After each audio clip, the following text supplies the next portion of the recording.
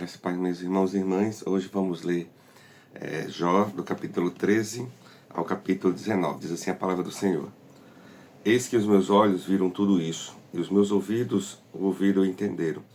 O que vocês sabem eu também sei, em nada sou inferior a vocês. Mas falarei o Todo-Poderoso, e quero defender-me diante de Deus. Vocês, porém, cobrem a verdade com mentiras. Todos vocês são médicos que não valem nada. Quem dera vocês ficassem completamente calados. Vocês poderiam passar por sábios. Ouçam agora a minha defesa e prestem atenção nos argumentos dos meus lábios.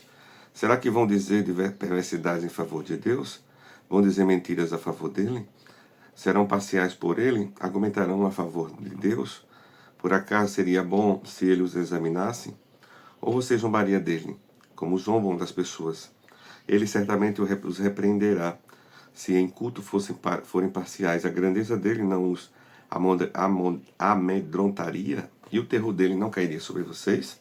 As máximas de vocês são provérbios de cinza, as defesas de vocês são muralhas de barro. Cale-se diante de mim, e eu falarei, que venham sobre mim o que vier. Tomarei a minha carne nos meus dentes, e porei a minha vida nas minhas mãos. Eis que ele me matará, já não tenho esperança. Mesmo assim defenderei a minha conduta diante dele. Também isso será a minha salvação. O fato de um ímpio não comparecer diante dele. Ouçam com atenção as minhas palavras e escutem a minha exposição. Tenho já bem encaminhado a minha causa e estou certo de que serei justificado. Quem há que possa entrar em litígio comigo? Se houver, eu fico calado e morro. Concede-me somente duas coisas, ó Deus, e assim não me esconderei de ti. Tira a tua mão de cima de mim, e não me amedronte o teu terror. Interpela-me e eu responderei, ou deixa-me falar e tu responderás. Quantas culpas e pecados tenho eu? Mostra-me a minha transgressão e o meu pecado. Porque escondes o teu rosto e me consideras teu inimigo? Queres atemorizar uma folha levada pelo vento e perseguirás a palha seca? Pois decretas contra mim coisas amargas e me atribuis as culpas da minha mocidade. Também prendes os meus pés nas concorrentes, observas todos os meus caminhos e traças limites à planta dos meus pés. Apesar de eu ser como uma coisa podre, que se consome como a roupa que é comida pela traça. Capítulo 14. O ser humano nascido de mulher vive breve tempo, cheio de inquietação. Nasce como a flor e murcha, foge como a sombra e não permanece. Sobre ele abre os teus olhos e me faz entrar em juízo contigo? Quem poderá tirar coisa pura daquilo que é impuro? Ninguém. Visto que os dias do ser humano estão contados, o número dos seus meses estão nas suas mãos, traçaste os limites, além dos quais não passará. Desvia dele o teu olhar para que tenha repouso, até que, como trabalhador, tenha prazer no seu dia. Porque a esperança para a árvore, pois mesmo cortada, voltará a brotar, e não cessarão os meus rebentos. Se as suas raízes envelhecem na terra e o seu tronco morrer no chão, ao cheiro das águas brotará, e dará ramos como a planta nova. Mas se alguém morre e ficar prostrado, o ser humano inspira e para onde vai? Como as águas do lago evaporam e o rio se esgota e seca, assim o ser humano se deita, não se levanta. Enquanto existir os céus, não acordará, nem será despertado do seu sono. Quem dera que me escondesse na sepultura e me ocultaste até que a tua ira passasse. Quem dera me fixasses um prazo e depois te lembraste de mim. Quando alguém morre, será que volta a viver? Todos os dias da minha luta esperaria até que viesse a minha mudança.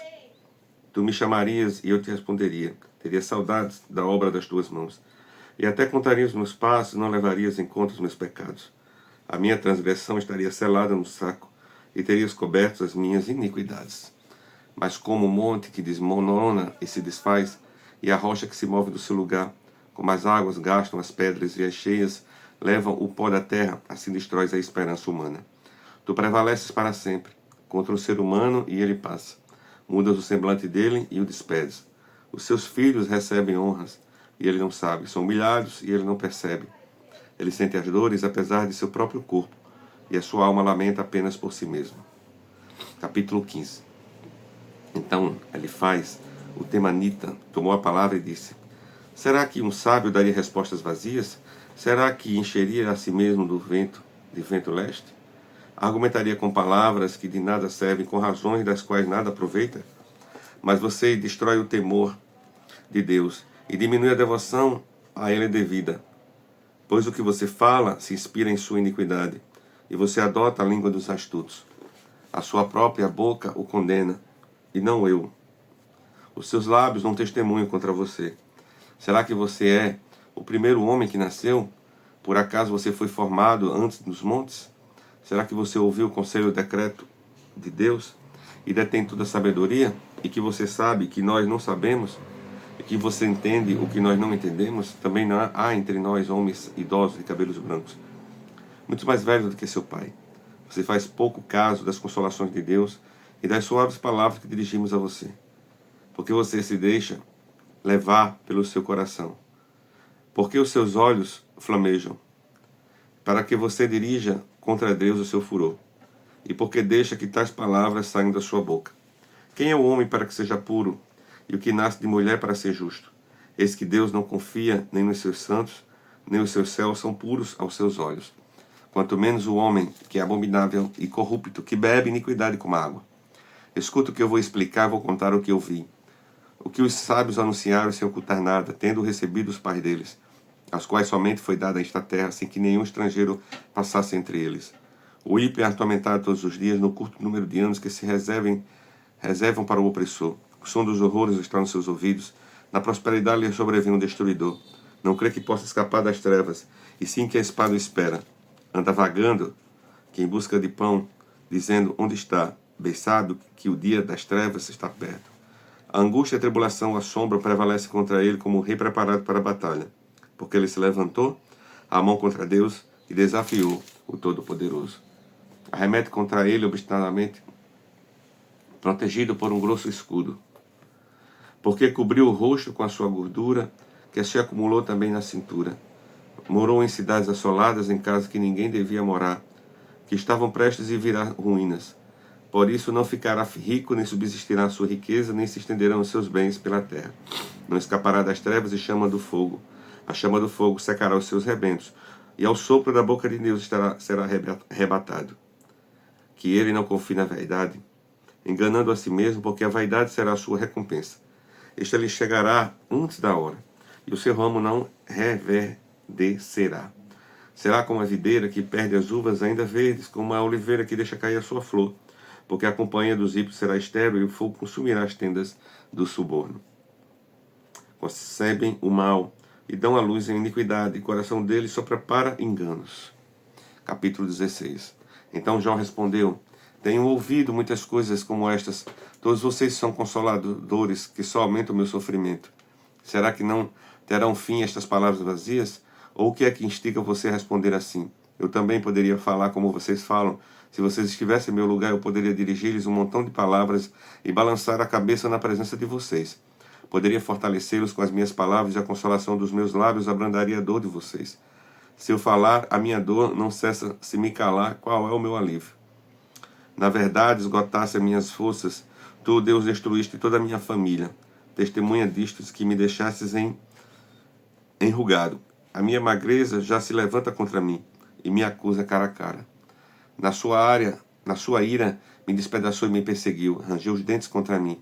E como meu adversário aguça os olhos, homens abrem a sua boca contra mim e com desprezo me esbofeteiam. Todos se ajuntam contra mim. Deus me entrega aos ímpios e me faz cair nas mãos dos perversos. Eu vivi em paz, porém ele me esmagou. Pegou-me pelo pescoço e me despedaçou. Ele fez de mim o seu alvo. As suas flechas me atingem. De todos os lados, atravessa-me os rins, não me poupa, derrama o meu fel sobre a terra. Ele me fere com golpes e mais golpes, arremete contra mim como um guerreiro. Costurei uma roupa feita de pano de saco sobre a minha pele e enterrei o meu orgulho no pó. O meu rosto está vermelho de tanto chorar e sobre as minhas pálpebras está a sombra da morte. Embora não haja violência nas minhas mãos e seja pura a minha oração. Ó terra, não cubra o meu sangue, não haja lugar em que se oculte o meu clamor. Já agora a minha testemunha está no céu, e nas alturas se encontra quem advoga a minha causa. Os meus amigos zombam de mim. Não, mas os meus olhos se desfazem, as lágrimas diante de Deus, para que ele mantenha o direito do homem contra o próprio Deus, e ao filho do homem contra o seu próprio. Porque dentro de poucos anos eu seguirei o caminho, de onde não voltarei. Capítulo 17. O meu espírito vai se consumindo, os meus dias vão se apagando. e só tenho diante de mim a sepultura. Estou cercado de zombadores, e os meus olhos são obrigados a contemplar suas provocações. Dá-me, ó Deus, um penhor, e seja o meu fiador diante de ti. Quem mais haverá que possa se comprometer comigo? Fechaste o coração deles para o entendimento, e por isso não os exaltarás. Se alguém entrega os seus amigos como presa, os olhos de seus filhos desfalecerão. Mas ele me pôs por provérbio dos povos. Tornei-me como aquele em cujo rosto se cospe. Os meus olhos se escureceram de mágoa e todos os meus membros são como a sombra. Os retos ficam admirados com isto, e os inocentes se levantam contra os ímpios. O justo segue o seu caminho, e o puro de mão se torna cada vez mais forte. Mas voltem todos vocês e venham cá, porque não acharei nenhum sábio entre vocês. Os meus dias passaram e fracassaram os meus planos. Os desejos do meu coração transformaram a noite em dia e dizem: a luz está perto das trevas. Mas se eu aguardo a sepultura por minha casa, se faço a minha cama nas trevas, se digo à cova, você é o meu pai, e aos vermes, vocês são a minha mãe e a minha irmã, onde está então a minha esperança? Sim, a minha esperança, quem a poderá ver? Ela descerá até as portas do mundo dos mortos, quando juntos descansarmos no pó. Capítulo 18. Então Bildade, o suíta, tomou a palavra e disse: até quando você andará à caça de palavras? Considerem bem, então falaremos. Porque somos considerados como animais e passamos por tolos aos seus olhos. Você que se despedaça em sua ira, pensa que a terra será abandonada por sua causa? Você pensa que as rochas devem ser tiradas do seu lugar? Na verdade, a luz do ímpio se apagará e a chama do seu fogo não resplandecerá. A luz se escurecerá na sua tenda e a lâmpada sobre ele se apagará. Os seus passos vigorosos se estreitarão e a sua própria trama o derrubará. Porque por seus próprios pés é lançado na rede e andará sobre as suas malhas. A armadilha apanhará pelo calcanhar e o laço o prenderá. A corda está escondida na terra para apanhá-lo. A armadilha se encontra no seu caminho. Terrores o amedrontam de todos os lados e o perseguem a cada passo. A calamidade vira faminta sobre ele e a miséria está alerta ao seu lado. Ela devorará os membros do seu corpo. Serão devorados pelo primogênito da morte. O ímpio será arrancado da segurança da sua tenda e será levado ao rei dos terrores.